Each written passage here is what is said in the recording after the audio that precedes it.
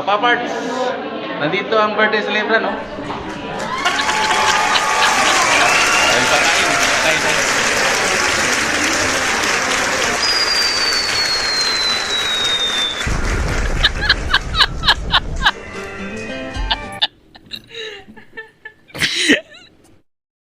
Blessed Sunday mga kapaparts. Sunday ating kita. Sunday na naman tayo.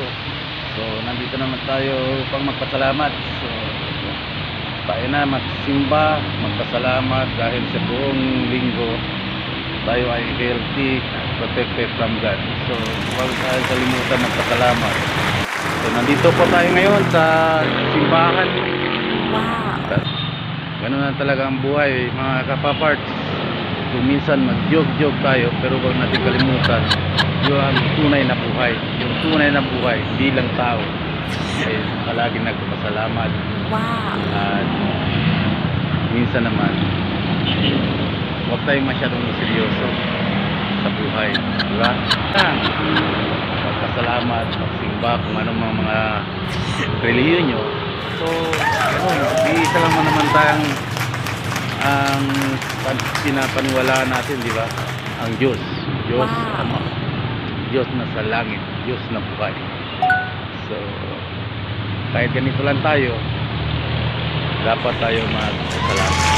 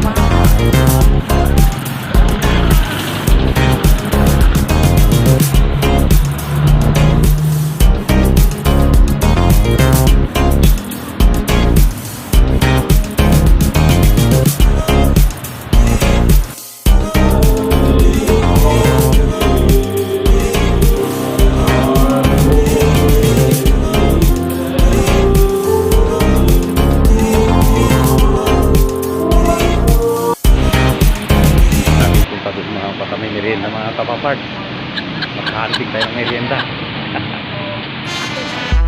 So mga kapapart, God bless your food. Amen.